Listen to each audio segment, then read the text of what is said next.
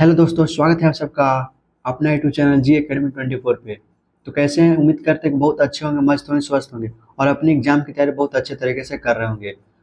तो जितने सारे मेरे भाई लोग जनरल कंपटीशन का तैयारी करते हैं, उन सभी के लिए आज से हम लोग 10 मिनट का शो करने वाले हैं, जिसमें हम लोग क्या करेंगे वो आज की क्लास में हम बता देते हैं।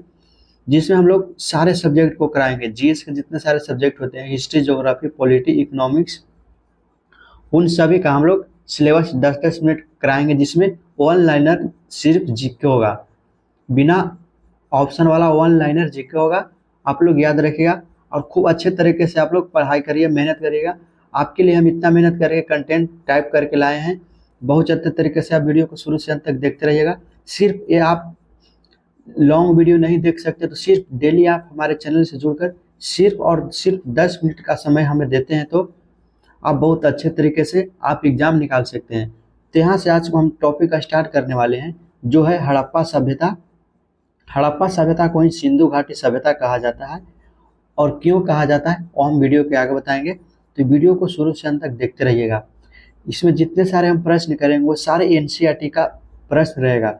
सारे एनसीईआरटी 6 लेकर 12 तक जितने एनसीईआरटी का क्वेश्चन है उसमें से हम लेकर आए हैं। तो वीडियो को शुरू से अंत तक जरूर देखिएगा, और वीडियो पसंद आएगा तो वीडियो को लाइक जरूर कर दीजिएगा। और जितने भाई हमारे चैनल पर नए आए हैं उनसे एक छोटी सी रिक्वेस्ट है कि हम आपके लिए इतना मेहनत कर रहे हैं, प्लीज़ प्लीज़ आप हमारे चैनल को सब्सक्राइब कर लें। चैनल को सब्सक्राइब करने से आपका ही फायदा होगा कि जब भी वीडियो डालेंगे उसका नोटिफिकेशन आपके पास जाएगा और वो वीडियो देखेंगे और वो वीडियो का लाभ आप ही उठा सकेंगे।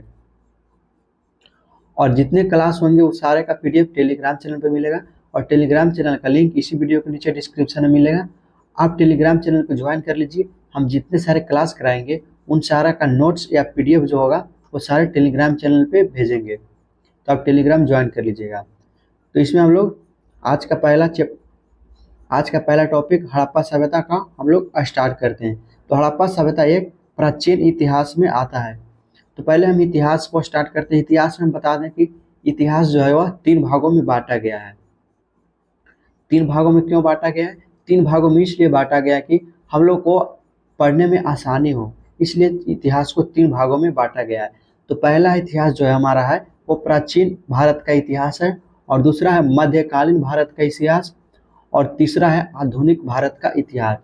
तो इसमें हम लोग प्राचीन भारत का इतिहास से स्टार्ट करने वाले हैं। प्राचीन भारत का इतिहास में जो पहला चैप्टर है, पहला टॉपिक है, वो है हड़प्पा सिंधु सभ्यता। तो इसी को हम लोग स्टार्ट करते हैं। तो चलिए हम क्लास को आगे की ओर स्टार्ट करते हैं। आप वीडियो को शुरू से अंत तक अच्छे तरीके से देखते रहिए। तो देखिए इसमें सारा हम वन लाइनर जीके करेंगे। तो यहाँ पे पहला है वह स्थल जिसकी खोज सर्वप्रथम की गई थी। वैसा स्थल जिसको सबसे पहले सिंधु घाटी सभ्यता में खोज की गई थी, उसको वो स्थल को क्या कहते हैं? तो उस स्थल को हड़प्पा कहा जाता है। तो देखिए सिंधु घाटी सभ्यता में सबसे पहले जो स्थल की खोज हुई थी उसको हड़प्पा कहते हैं। नेक्स्ट हड़प्पा कालीन स्थल जहाँ से हल को टेराकोटा प्राप्त हुआ उसको क्या कहते हैं? वो स्थल जहाँ पे हल का टेराकोटा प्राप्त हुआ था उस स्थल को हम लोग बनावली कहते हैं। आप लोग अच्छे तरीके से याद रखिएगा, ये मस्ट इम्पोर्टेंट टॉपिक है सिंधु घाटी सभ्यता। नेक्स्ट है वह हड़प्पा केंद्र जिसके बारे में माना जाता है कि मेसोपोटामिया के साथ सीधा समुद्र व्यापार था, वह कहाँ पे था? वह हड़प्पा केंद्र जिसके बारे में माना जाता था कि मेसोपोटामिया के साथ सीधा समुद्र व्यापार था, वह लोथल था।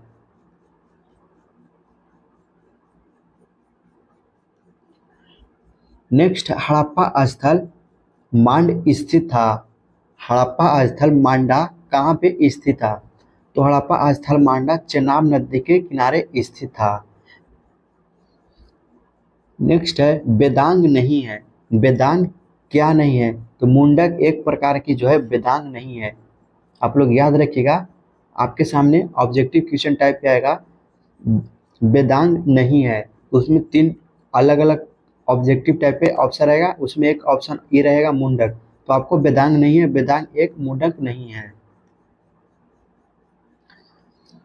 इसे हम ज़्यादा एक्सप्लेनेशन नहीं करेंगे क्योंकि 10 मिनट का ही वीडियो है, ज़्यादा एक्सप्लेनेशन करेंगे तो आपका टाइम बर्बाद होगा और ये सारा कंप्लीट नहीं हो पाएगा। इसमें जिसमें हमको लगता है एक्सप्लेनेशन करना चाहिए उसमें करेंगे, सीधे हम क्वेश्चन आंसर करेंगे, ज़्यादा एक्सप्लेनेशन नहीं करेंगे। ज़्यादा एक्सप्लेनेशन डिटेल के साथ पढ़ने के लिए उसको अलग से हम पढ़ाएंगे, टॉपिक वाइज टॉपिक, सिर्फ उसमें थ्योरी पढ़ाएंगे। इसमें सिर्फ हम लोग 10 मिनट का शो कर रहे हैं, जिसमें केवल और केवल हम लोग वन लाइनर जीके को याद कर रहे हैं। नेक्स्ट है ऋग्वेद का वह मंडल जो पूर्णतः सोम को समर्पित है।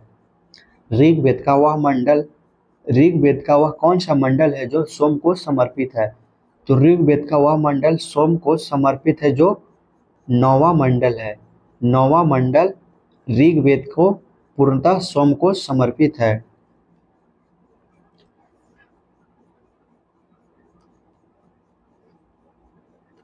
नेक्स्ट है सिंधु घाटी सभ्यता का एक बंदरगाह शहर था। सिंधु घाटी जो सभ्यता हम लोग चैप्टर पढ़ रहे हैं उसका एक बंदरगाह था, वह कहाँ था? तो लोथल था।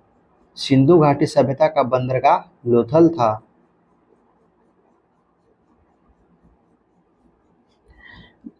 हड़प्पा सभ्यता का शहर नहीं था।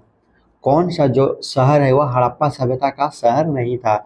उसमें आपके सामने 4 ऑप्शन रहेगा। एक ऑप्शन में आपका मेहरगढ़ भी रहेगा, तो याद रखिएगा हड़प्पा सभ्यता का शहर मेहरगढ़ नहीं था।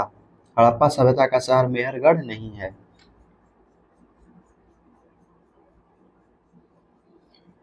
भीमबेटका नामक विश्व धरोहर प्रसिद्ध है। भीमबेटका नामक विश्व धरोहर प्रसिद्ध कौन है? तो यह प्रागैतिहासिक शिलालेख के लिए है।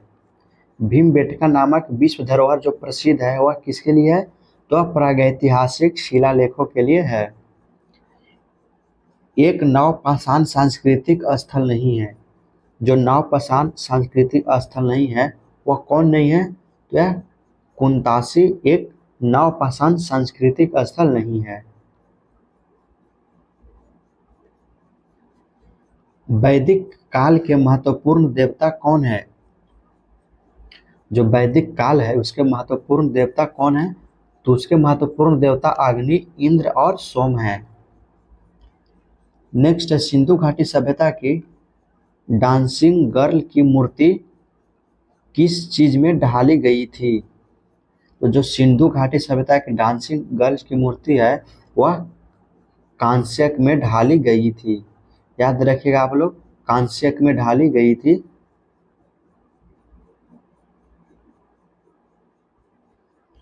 नेक्स्ट है सिंधु घाटी सभ्यता, ये तो हो गया। नेक्स्ट है हड़प्पा और मोहनजोदड़ो के प्राचीन शहर बसाए गए। जो हड़प्पा और मोहनजोदड़ो है उनका प्राचीन शहर कहाँ में बसाए गए? तो उनका जो हड़प्पा और मोहनजोदड़ो का प्राचीन शहर है वह सिंधु नदी के किनारे बसाए गए हैं। याद रखिएगा आप लोग, हड़प्पा और मोहनजोदड़ो के प्राचीन शहर सिंधु नदी के किनारे बसाए गए हैं। नेक्स्ट, सिंधु घाटी सभ्यता के बारे में सत्य नहीं है। कौन सी बात है जो सिंधु घाटी सभ्यता के बारे में सत्य नहीं है? तो यह पशु का मांस प्रमुख भोजन था। यह सिंधु घाटी सभ्यता के बारे में सत्य नहीं है। पशु का मांस प्रमुख भोजन किसमें था? तो यह पाषाण काल में आपको पढ़ने के लिए मिलेगा। पशु का मांस प्रमुख भोजन पाषाण काल में था। सिंधु घाटी सभ्यता के बारे में यह बात सत्य नहीं है। वह वेद जो मुख्य रूप से त्याग में कर्मकांड कार्य के साथ व्यवहार करता है, वह वेद जो मुख्य रूप से त्याग में कर्मकांड कार्य के साथ व्यवहार करता है उसको हम लोग यजुर्वेद कहते हैं। क्या कहते हैं? याद रखिएगा, वह देव जो मुख्य रूप से त्याग में कर्मकांड कार्य के साथ व्यवहार करता है उसे हम लोग यजुर्वेद कहते हैं। नेक्स्ट है वह वेद जो संगीत के वेद के रूप में जाना जाता है। जो संगीत के वेद में रूप में जाना जाता है उसको हम लोग क्या कहते हैं?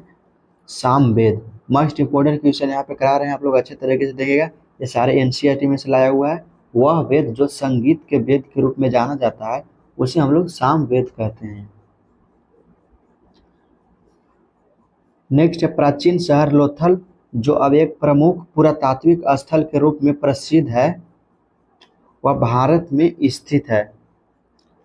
प्राचीन शहर जिसका नाम लोथल है, जो अब एक प्रमुख पुरातात्विक स्थल के रूप में प्रसिद्ध है, वह भारत के किस राज्य में स्थित है? तो याद रखिएगा आप लोग, ये गुजरात राज्य में स्थित है।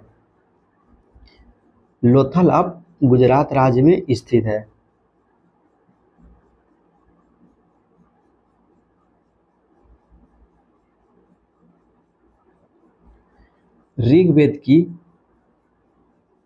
ऋग्वेद को कितने मंडलों या पुस्तकों में विभाजित किया गया है? तो जो ऋग्वेद है उसको 10 मंडलों या पुस्तकों में विभाजित किया गया है। आप लोग याद रखिएगा, ऋग्वेद को 10 मंडलों में विभाजित किया गया है। नेक्स्ट है, प्रागैतिहासिक काल को पहले युग को क्या कहा जाता है? जो प्रागैतिक इतिहास काल है उसके पहले युग को क्या कहा जाता है? तो उसके जो पहले युग है उसको पूरा पाषाण काल कहा जाता है।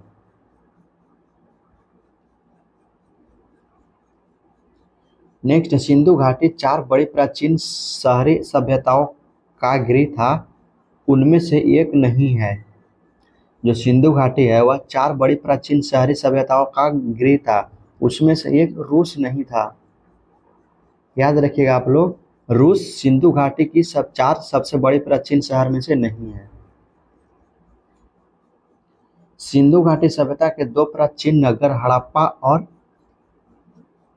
किसके खुदाई करने पर सामने आए? तो सिंधु घाटी हम लोग पढ़ रहे हैं, तो सिंधु घाटी सभ्यता के 2 प्राचीन नगर थे, उनमें एक हड़प्पा था और खुदाई करने के बाद एक और क्या मिला था? तो खुदाई करने के बाद एक मोहनजोदड़ो मिला था। सिंधु घाटी सभ्यता के 2 प्राचीन नगर हड़प्पा और मोहनजोदड़ो, ये दोनों खुदाई करने पर मिले थे।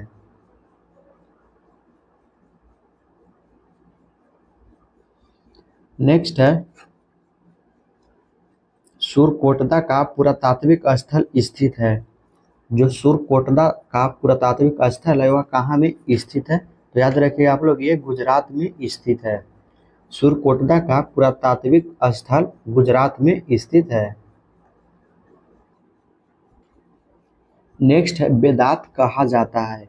वेदात किसको कहा जाता है? तो आप लोग याद रखिएगा, वेदात उपनिषद को कहा जाता है।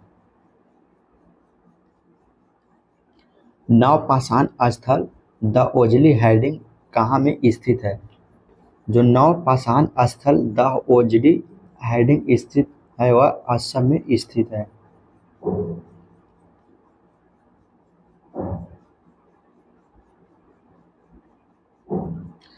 नेक्स्ट, भारत में शुतुरमुर्ग पाए जाते थे। भारत में शुतुरमुर्ग किस काल में पाए जाते थे? तो आप लोग याद रखिएगा, जो शुतुरमुर्ग थे वह पूरा पाषाण काल में पाए जाते हैं। पुरातात्विक स्थल इनाम गांव कहाँ में स्थित है? तो पुरातात्विक स्थल इनाम गांव जो है वह महाराष्ट्र में स्थित है।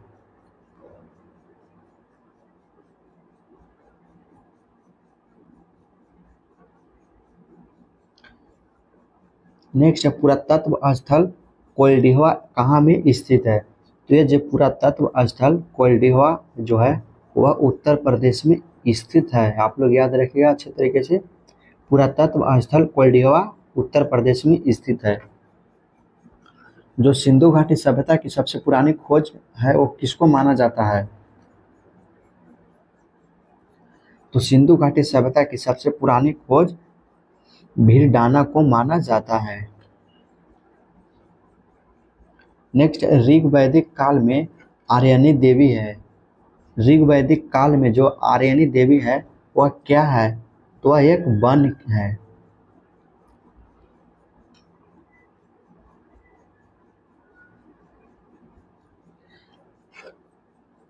नेक्स्ट है, प्राचीन सभ्यताओं में से सबसे बड़ी सभ्यता कौन है?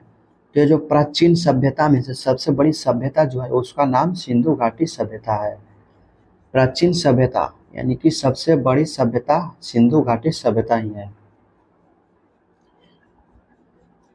बुर्ज होम नवपाषाण युगीन स्थल कहाँ स्थित है?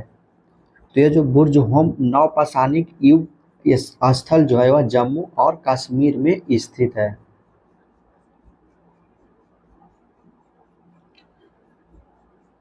नेक्स्ट है वह हड़प्पा कालीन स्थल जहां से जुताई वाले क्षेत्र के साक्ष्य मिले हैं। वह हड़प्पा कालीन स्थल जहां से जुताई वाले सेच स्थल मिले हैं, जो उसको क्या कहा जाता है, तो उसको कालीबंगा कहा जाता है। कालीबंगा में ही जुताई वाले क्षेत्र के साक्ष्य मिले थे। तो आज थोड़ा ज़्यादा टाइम लग गया क्योंकि हम पहले इंट्रोडक्शन दे रहे थे। अगले वीडियो से हम लोग इंट्रोडक्शन नहीं देंगे, सिर्फ आएंगे और क्लास स्टार्ट कर देंगे। तो कल का जो क्लास हम लोग का है, वो कल का क्लास हम लोग करेंगे महाजनपदों का उदय और मगध का उत्कर्ष। तो कल का क्लास भी देखना ना भूले, महाजनपदों का उदय और मगध का उत्कर्ष, ये भी कल क्लास करेंगे। तो आज के क्लास में इतना ही, और इसका पीडीएफ आपको टेलीग्राम पे ही मिल जाएगा। टेलीग्राम चैनल को जल्दी से जल्दी ज्वाइन कर ले, इसका पीडीएफ चल जाएगा टेलीग्राम पे। और अभी तक जितने लोग चैनल को सब्सक्राइब नहीं किए, उनसे एक रिक्वेस्ट है कि वो हमारे चैनल को प्लीज़ सब्सक्राइब कर दें, और वीडियो पसंद आया तो वीडियो को लाइक कर दें। और इस वीडियो को अच्छे तरीके से समझ में आया होगा तो आप लोग कमेंट करके जरूर बताइएगा वीडियो कैसा लगा। तो चलिए मिलते हैं फिर से हम लोग कल की क्लास में महाजनपदों का उदय और मगध का उत्कर्ष के साथ। तब तक के लिए जय हिंद, जय भारत, वंदे मातरम।